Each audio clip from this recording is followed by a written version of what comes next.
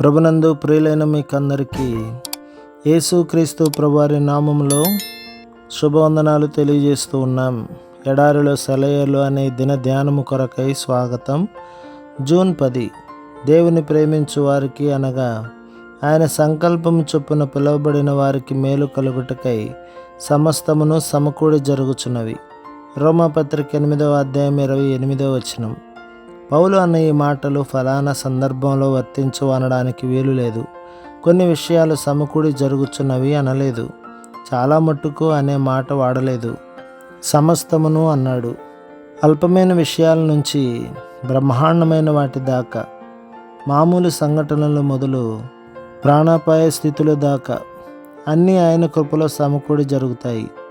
అన్నీ మన మంచి కోసమే పనిచేస్తాయి. ముందెప్పుడో చేస్తాయని కాదు, గతంలో చేశాయని కాదు, ఇప్పుడు చేస్తున్నాయి. ఆయన చేసే ప్రతి పనిని కోట్లాది స్వరాలు శ్లాఘిస్తూ ఉంటాయి. నీ తీర్పులు గంభీరమైనవి. ఆయన శ్రేష్టమైన నిర్ణయాలు నెరవేరుతూ ఉంటే నిలిచి చూస్తున్న దేవదూతలు చేతులు జోడించి, యెహోవా తన మార్గములన్నింటిలో నీతి గలవాడు, తన క్రియలన్నింటిలో కృపచూపువాడు అంటూ ప్రశంసిస్తూ ఉంటారు. కీర్తన గ్రంథం 145వ అధ్యాయం 17వ వచనం. అన్ని విషయాలు సమకూడి జరుగుతాయి.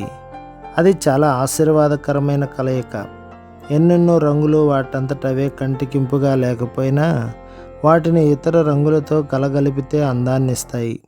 వివిధ రకాల సంగీత స్వరాలు, అపస్వరాలు, అపశృతులు కూడా గీతంగా కలిపితే మధుర సంగీతం అవుతుంది.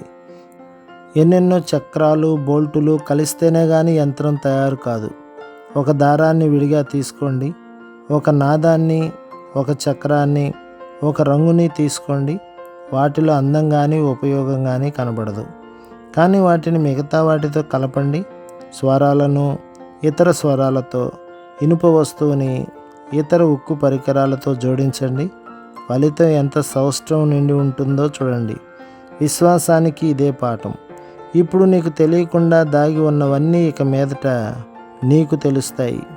ఒక విశ్వాసికి 1000 శ్రమలు వస్తే దానిలో అతనికి మేలు కలిగించే శ్రమలెన్ని?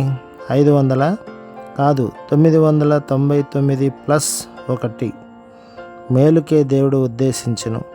ఆదికాండం 50వ అధ్యాయం 20. మేలుకే దేవుడు ఉద్దేశించాడు.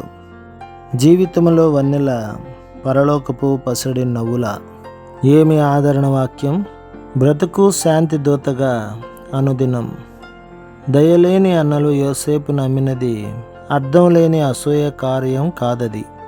ఏళ్ల తరబడి శ్రమలు పడి గద్దెనెక్కించే దైవ జ్ఞానమే ఇది.